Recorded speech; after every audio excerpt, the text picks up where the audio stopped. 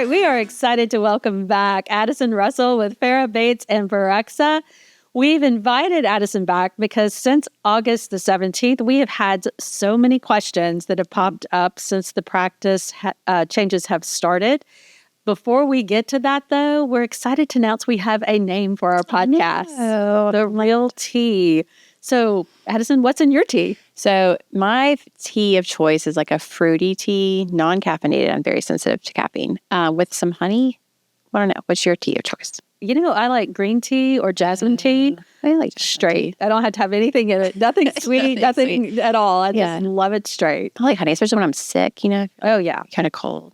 Oh, yeah. I do like it. Tea. I like the honey when I'm sick. You're right. But okay, let's jump into this. So you have received a lot of questions. We've received a lot of questions. And I think everyone's just trying to make their way through these changes. Mm-hmm. We're seeing a lot of compliance, I will say. Good. Yeah. But I know you've had a lot of recurring questions. So let's jump into them. What are some of the things that you're seeing, particularly with open houses? So open houses has just been such a common question. And I think that the first question I was getting, people seem to wrap their mind around that was, if I have an open house and buyers come through, do I need to have them sign something? Because part of the settlement agreement was you need a written agreement with a buyer before touring a home. But that's if you are working with the buyer. So if you are working for the seller, whether it's your own listing or you're doing an open house, you're showing it, you don't need something in writing with those buyers that come through the door. You're working with the seller. And NAR does a really good job of addressing that in their FAQs. And so I think people have kind of wrapped their head around that. Mm-hmm. And that question seems to be recurring less and less. But there's like a sub-question to that one is, well, if I'm the listing agent and there's another agent in my office hosting the open house for me, or maybe they're showing one of my listings because I'm out of town, then what does that look like? So my interpretation has been, and caveat, this is my interpretation, but that you're still working with that other agent is still working with the seller. They're there on behalf of the seller. So they don't need a written agreement with that buyer, but they probably do need something in writing with the seller that's giving them permission to be in the home, to be showing the home, to be working on their behalf. And then also that shores up that relationship that you're not working with the buyer. But that's been a really common question. And, the flip of that is if you're a buyer's agent and you're out of town, but your buyer wants to go see a house, then yes, the buyer does need something in writing with that other agent. Just because they have a agency agreement with you may not extend to other agents. So it's something in writing to satisfy those requirements. So to make it clear, if I'm the buyer, I come into an open house just because I see an open house sign. I go, oh, that house looks great. I'm going to go tour the house. Right. Just walk through. I don't have to sign anything when I come in. No. Yep. You can just be a looky-loo all day long. You don't have to sign anything. You shouldn't be expected to sign anything at that point. But if I come in and I'm looking around, strike up a conversation, that conversation leads to, so what else can you show me? That's where... Mm-hmm. And that's important for both the buyer and the agent that's there to understand that, okay, maybe our relationship is shifting. And if I'm not going to go show you listings that I have, I'm going to show you other people's listings, then I'm working with you, Mr. Buyer, now. And I do need something in writing that's going to say, hey, here's what my services are worth, and here's who I expect it to be paid from. And those are the two things that need to be addressed. Right. Makes perfect sense. Now. Makes perfect sense. Now. Okay. Yeah, it's just different. But, I think that you just get your mindset on that, and it should work out fine. Yeah. And then the other is really just disclosure. It's disclosure to the seller, who's sitting in the house, who's working for you at the time, and making sure everybody knows who's on first base. Right. Yeah. Right. You don't want a seller to show up and be like, who are you? And why are you in my house? Why are you in my house? Right.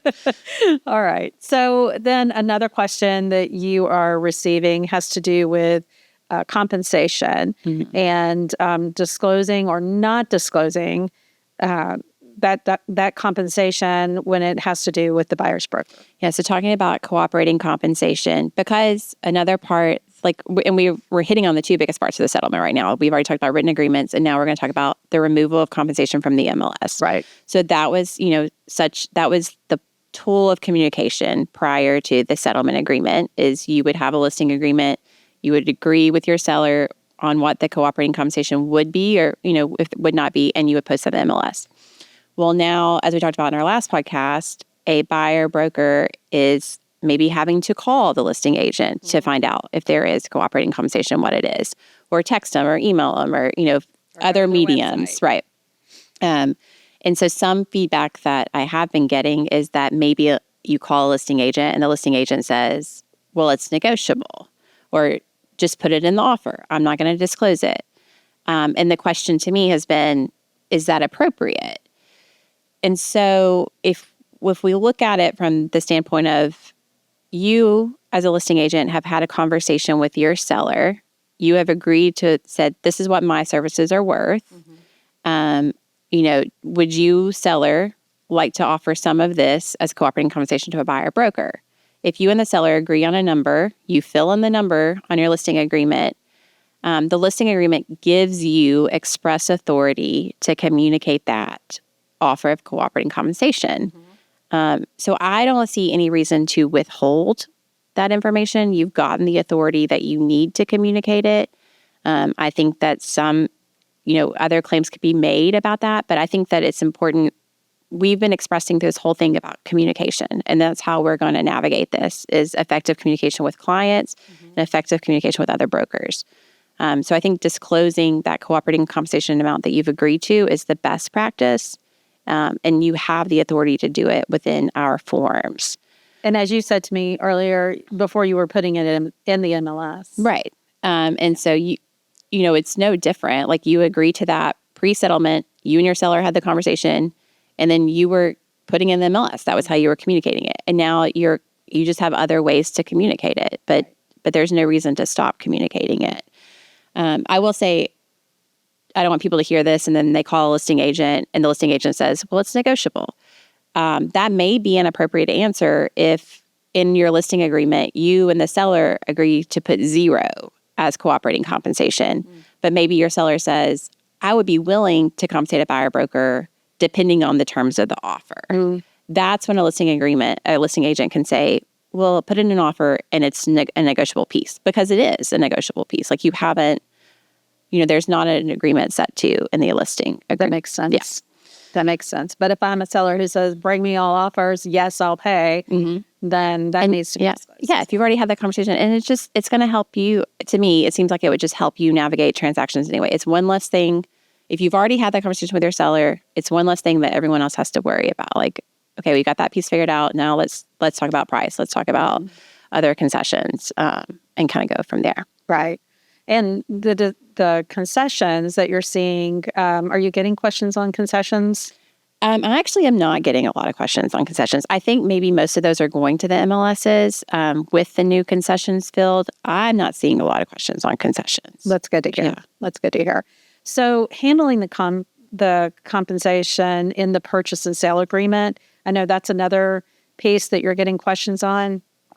It is. And so, I think because the Forms Committee did put out a special stipulation to where you can put as part of your offer, seller to pay X or X% to buyer broker at closing.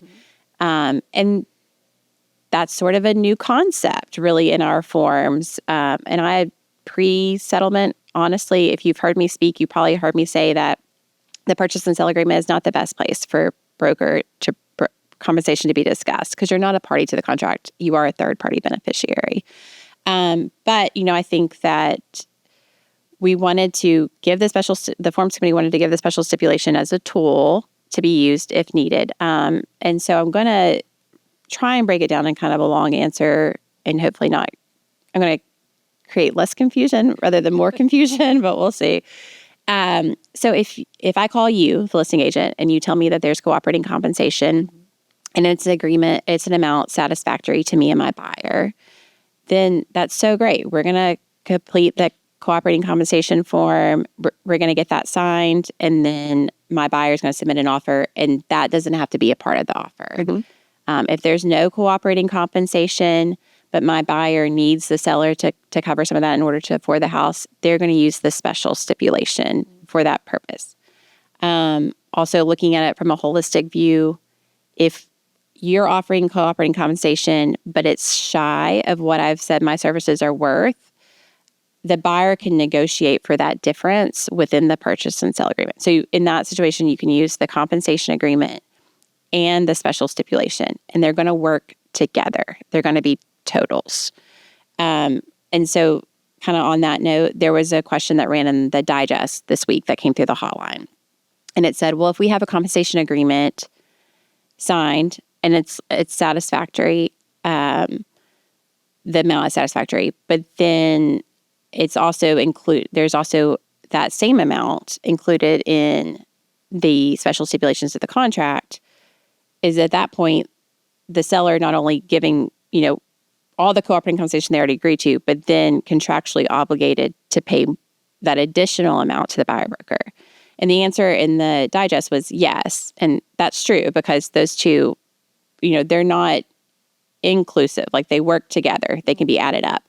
But what I failed to say in the digest response was that remember that there's a cap on compensation. So whatever you agree to with your buyer is the max you can receive. So in that situation, if you had two legally binding agreements, it's just going to create a little confusion at the closing table because they're going to have to be amended to work that out where you're not getting more because per the settlement, you can't receive more than what you told the buyer your services were worth, if that makes sense. It does make sense, but there's some questions I think that we hear from time to time is, can you go back and amend that once you put a cap? Can you actually go back and have everybody amend it to say I can get more? So I have been just pointing every question to that. There's a really helpful FAQ on NAR's facts.realtor. I think it's actually number 74 is how often I've kind of referred people to it. And it may not be 74 tomorrow as they change, but, and it says that a buyer rep agreement can be amended at any time, just as any other agreement can be amended at any time. But you have to work in good faith at the settlement. And then there are some other caveats about working in the best interest of the consumer and what does that look like. So an example of bad faith would be if I'm having my buyer consultation with you and I say, oh, just put any number in that blank of what my fees are and we'll amend it based on what the seller is offering in cooperating compensation. Well, that's bad faith. That's not you having an honest conversation with the consumer about what your services are worth. So don't do that. That's not in compliance with the settlement. But then apart from that, I just refer back to that NAR FAQ for right now. Okay. So since you mentioned some forms that our members are using, are there other forms that they need to be aware of or that are important that they understand or you're getting questions about? Yeah, I think the biggest form changes we did, and again, like nothing changed drastically, but just forms that members need to be aware of. If you have a listing agreement dated prior to August 17th, which was the date of the practice changes, you need to have a compensation disclosure form filled out. It's RF 603. And that just says compensation rates are not set by a law and are negotiable. We had a similar term in our listing agreement, but it wasn't verbatim. So after talking to NAR, they said, well, I think the verbatim language will just make sure that our members are covered to the fullest under the settlement. So get that compensation disclosure signed, and that works for listing agreements. That works for agreement to show property with FSBOs. And that works if you're acting as a facilitator with a seller, because that was the only piece where our current listing agreements were not in full compliance. Buyer rep agreements prior to August 17th, there is an amendment to the buyer rep agreement that you'll need, and it rewrites the compensation section because previously we allowed licensees to just receive whatever the seller was offering or cooperating compensation was being offered. We didn't have an objectively ascertainable amount. So that's important to get that amendment signed.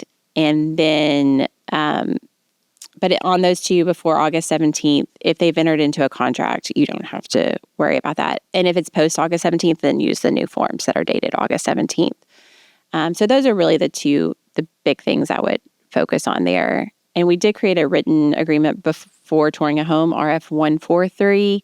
if you want to practice a facilitator status with a buyer, and that will give you that written piece to be in compliance. And so to clarify, if it's gone under contract, so if you have something that's pending, gone under contract, they don't have to go back and get it. Correct. You don't need the amendment. But I think if you fall out of contract, then you probably would need the amendment of that. For whatever reason, NAR has said if it's gone under contract, then you're okay.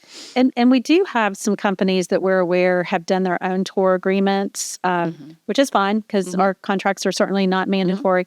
But we do have some concerns that some have not met the NAR or the settlement requirements in those forms. So they can go to the NAR site and get exactly what they have to have. There are certain things that have to be in those tour agreements. Yeah, and it's all in the settlement agreement. So companies that are working to create their own, I really, really hope that they're working with an attorney. I assume they are, but can read the settlement agreement, and it lays out what needs to be there. But then you also have to take into account like the Brokers Act and TREC rules and Code of Ethics and fair housing laws. And so making sure that all that's covered in one page.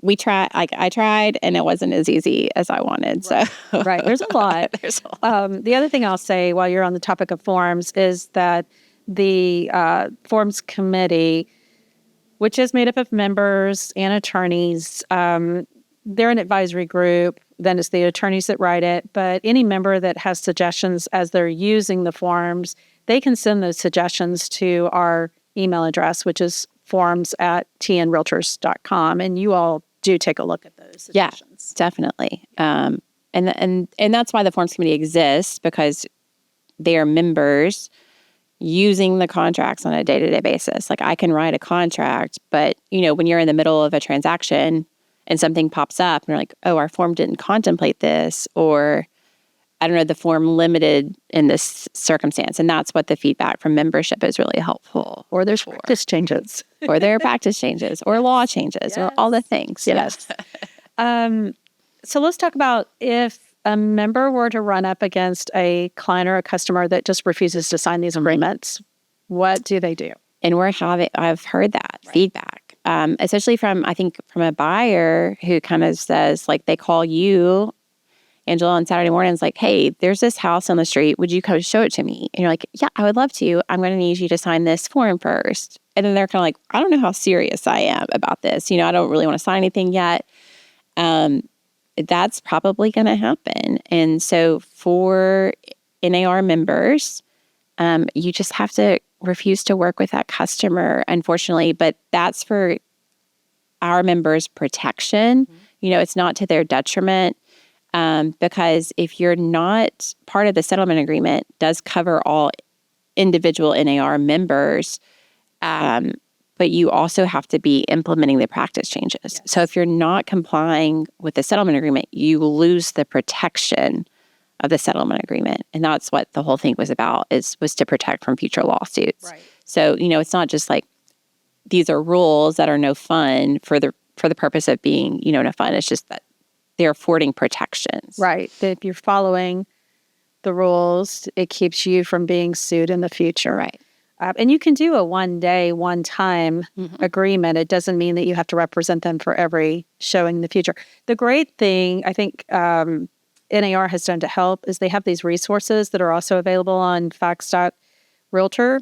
And it's a one sheet that explains things to the consumers that members can use, that they can either give to that consumer or they can put it out in advance so that the consumer's understanding what's happening as well. Yeah. So definitely our members should check those out. And I think I've heard this as an example, but as an attorney, like I don't do any work with anyone before I get an engagement letter signed, because I want you, that's our practice.